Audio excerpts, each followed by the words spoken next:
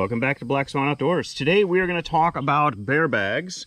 In a previous video, a couple videos, we talked about, I may have showed you this bear bag kit in our canoe camping video. And then in a previous video, we talked about tips on camp and showed you some of the ropes that you could carry to put a bear bag up into a tree. And in our campsite selection video, I made mention about the uses of bear bags and how it can be a great way to protect your food from things like chipmunks and raccoons as well. So it's not just restricted to bears. In the situation where you're with a larger group, or perhaps you have overpacked and you're trying to put up a bear bag into a tree and it just seems impossible, I have another solution for you for extremely heavy bags, and in this way you can set up a bear bag with greater ease when you're putting a heavy bag up into the trees. And so the kit here is just in a nylon bag. Like everything, all of my kits that I put together for my canoe setup, I put the instructions and contents on the bag itself. So this bag says it says bear bag. It says a 75-foot rope and pulley and 75-foot rope with clasps. And so this is what the kit looks like. I've added a spare bear bag, so you can, at the end of the day, you walk around your group and you ask them to put your smellables. These are all the things that smell. So this is toiletries, this is water bottles that have used mixed drinks, this is anything that, colognes or anything that's going to have a smell that might potentially attract an animal's curiosity. You put this together, you put it all together into a collective bag of personal gear, and then on top of that, or with that, sorry, you're going to also want to put your food to protect your food. And so in the morning, then you take down the bear bag, and the first person that gets up takes down the bear bag. They grab the personal items and the food, and then they can distribute the personal items in the main part of camp, so people can get their toothpaste and brush their teeth and get cleaned up for the day and that kind of thing. So that's that. It's nice then for that reason to have a spare bag where you can separate your food from your personal stuff that the group has. All right, so next is the rope, and basically it's just some coiled rope here. I would recommend nylon rope. It's going to do the best in terms of degradation to the sun, as well as low stretch under the weight. As far as the length, 75 feet to me works in pretty much any condition. But I honestly, you could probably go with 50 feet if you wanted to with this method.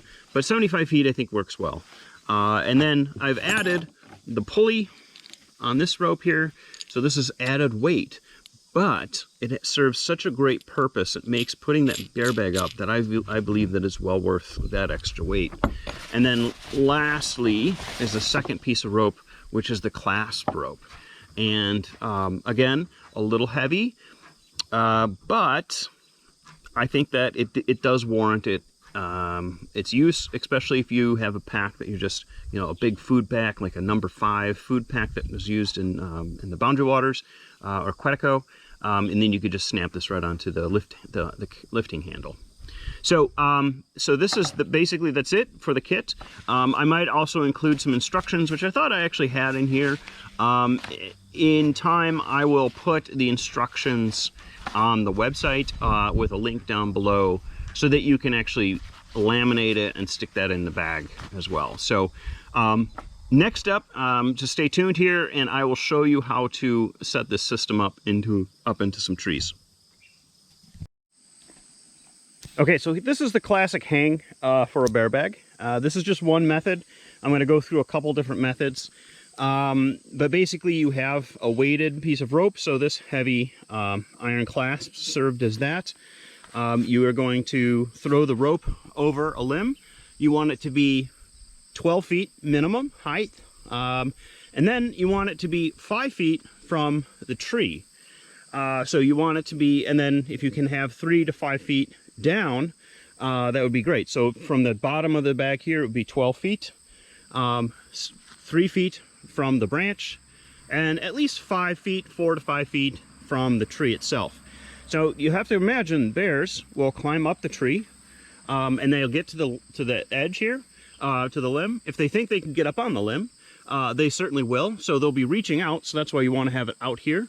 And sometimes the mother sow will send a cub up to the limb.